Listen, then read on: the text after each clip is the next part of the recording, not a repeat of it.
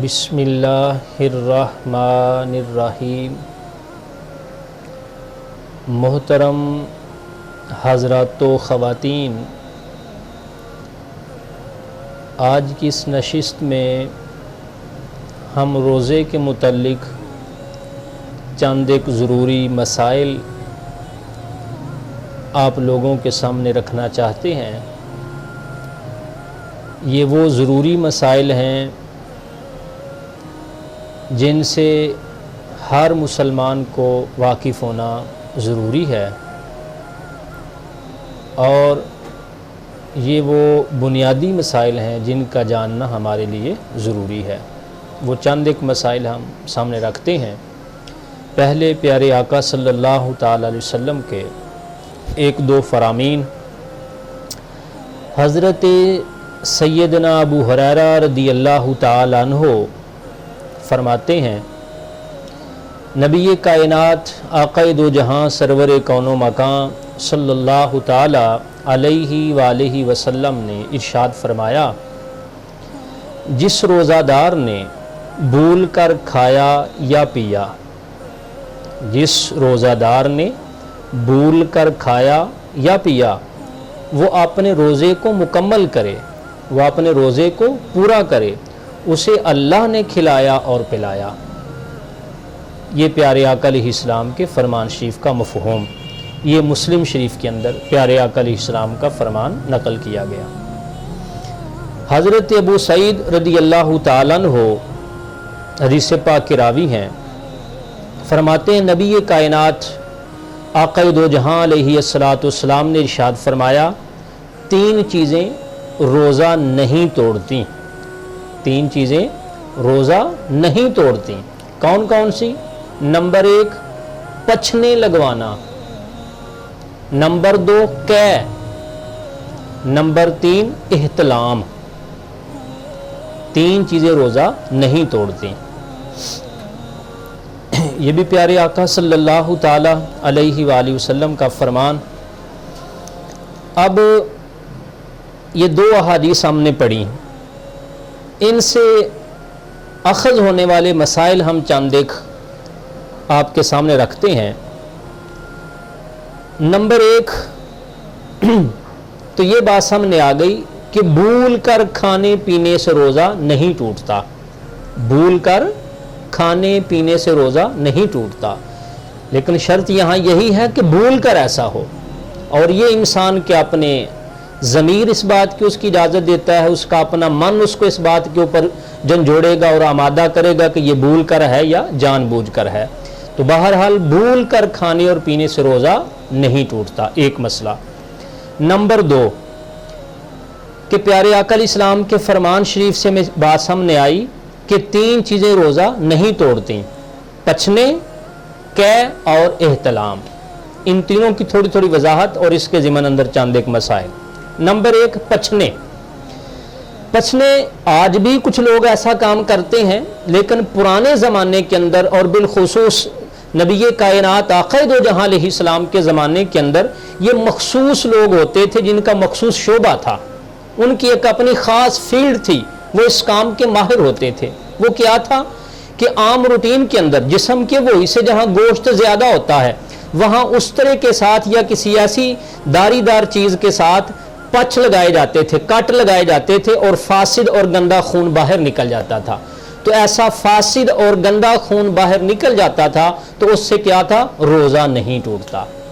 اب اسی بات کو قیاس کرتے ہوئے موجودہ زمانے کے اندر ایک بیمار شخص ہے، یا ویسے ہی وہ میڈیکل اپنا ٹیسٹ کے لیے گیا ہے اور اس نے اپنا خون دیا ہے ٹیسٹ کے لیے، تو اب وہ خون جو چیک کرنے کے لیے ٹیسٹ کے لیے دیا گیا ہے، جسم سے نکالا گیا ہے، اس خون سے بھی روزہ نہیں ٹوٹے گا، خون سے روزہ نہیں ٹوٹے گا، بلکہ ایک لمحہ اور ایک قدم اور آگے چلے جائیں، ایسے ہی کسی انسان نے کسی دوسرے مسلمان کی جان بچانے کے لیے یا ویسے ہی اس کو خون دے دیا، جس کو ہم کہتے ہیں کہ کسی نے کسی کو بلڈ دیا ہے، وہ پوری ایک باٹل ہے یا جیسا بھی طریقہ کار ہے، تو بلڈ دینے سے، خون دینے سے بھی روزہ نہیں ٹوٹتا۔ یہ اس پچھنے کے مسائل سے یہ بات سامنے آئی۔ दूसरी चीज है कै, उल्टी, वॉमिटिंग। ये भी हमारे मुआशरे के अंदर और मुसलमानों के यहाँ और सादा लोगों के यहाँ ये बात भी मशहूर है कि उल्टी के साथ रोजा टूट जाता है। याद रखें, बुनियादी तौर पर मसले की नौयत के एतबार से कै उल्टी से रोजा नहीं टूटता, कै और उल्टी से रोजा नहीं टूटता। ता वक्ते के कब रोजा टूटेगा कि जब वो उल्टी इतनी ज्यादा आई है, कै इतनी ज्यादा आई है, एक तो मुंह में उसका कंट्रोल करना नहीं रहा, और फिर नंबर 2 से हुआ ऐसा है कि वही कै जो हलक से बाहर आ चुकी थी, उसी मुंह के अंदर जो कुछ उसके जर्रात थे या कुछ हिस्सा बाकी था, तो उसको वापस फिर हम नीचे निकल गए हैं। तो असल में उल्टी से रोजा नहीं टूटा, हुआ यह है कि वो जो चीज मुंह के अंदर कुछ रह गई थी उसको वापस फिर निकल लिया गया है, अंदर हलक में चली गई है, मैदे के अंदर चली गई है, तो उसके साथ रोजा टूटेगा।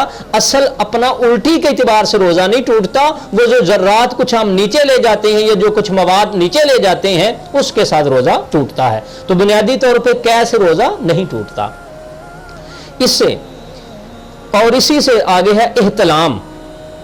एहतलाम यानी सोते हुए ऐसी कैफियत तारी होगी रोजे की हालत के अंदर, तो इससे रोजा नहीं टूटेगा। एहतलाम ख्वाब के अंदर, नींद के अंदर ऐसी पोजीशन बन गई, गुस्ल फर्ज हो गया, तो इससे रोजा नहीं टूटेगा। इसी से मिलता जुलता एक मसला और भी है, मैंने पहले भी किसी प्रोग्राम में अर्ज किया था कि ऐसे ही एक शख्स सहरी के लिए उठा है और उसने जैसे ही उठा है तो अपने जिस्म के ऊपर उसने निशान ऐसे पाए कि उसके ऊपर गुस्ल फर्ज हो चुका है। अब 2 सूरतें हैं, या तो उसके पास टाइम भी इतना शॉर्ट और थोड़ा रह गया है, इतना कम वक्त है उसके पास कि गुस्ल करने जाता है तो सहरी का टाइम खत्म हो जाता है, और अगर वो सहरी खाने बैठ जाता है तो फिर गुस्ल उसका रह जाता है। तो ऐसी सूरत के अंदर कुछ लोग कहते हैं जी उसको रोजा छोड़ देना चाहिए। तो बात याद रखें, रोजा नहीं छोड़ा जाएगा, उसके लिए यही जरूरी है कि उतने थोड़े टाइम के अंदर जितना कर सकता है, अगर वुजू कर सकता है तो वुजू करके सहरी खा ले, अगर वुजू के लिए भी टाइम नहीं है तो खाली अपने हाथों को धोकर ही सहरी खा ले, तो उसके लिए रोजा उसका हो जाएगा, बजाय इसके रोजे को तर्क कर देगा और जानबूझ के गुनाहगार होगा। तो उससे बेहतर यही है कि जल्द अज जल्द करके वुजू कर ले या हाथ धोकर अपना सहरी खा ले, और उसके बाद फिर गुस्ल करके अपनी बकिया नमाज और दीगर जिंदगी के मसाइल जो हैं वो अपना रूटीन के मुताबिक उनको करना शुरू कर दे। इसी से और एक मसला ये भी हमारे सामने आया कि आम रूटीन के अंदर कुछ लोग ये भी जिक्र करते हैं और पूछते हैं कि जनाब क्या रोजे की हालत में सुरमा लगाना जायज है कि नहीं। तो याद रखें, रोजे की हालत में सुरमा लगाना जायज है, इससे रोजा नहीं टूटता। इसी तरह कुछ लोग ये भी हमसे पूछते हैं, क्या रोजे की हालत में सर पे तेल लगाना या सर के तेल लगा के उसकी मालिश करना, क्या इस रोजे की हालत के अंदर ऐसा करना जायज है। तो हम अर्ज करते हैं कि जनाब ऐसा करना जायज है, इसके साथ रोजा नहीं टूटता। ऐसे ही कुछ हमारे सादा लोग ये भी पूछते हैं, क्या रोजे की हालत में नाखून काट लेना चाहिए। तो बिल्कुल नाखून काट लेना चाहिए, नाखून के साथ रोजा नहीं टूटता। इसी तरह कुछ लोग हमें ये भी पूछते हैं, क्या रोजे की हालत में मिसवाक करना जायज है। बिल्कुल मिसवाक करना जायज है, कोई किसी किस्म की पाबंदी नहीं है। तो ये वो चंद एक जरूरी मसाइल थे रोजे के हवाला से, यानी हम यूं करके समझ लेते हैं कि किन चीजों से रोजा टूटता है और किन चीजों से रोजा नहीं टूटता।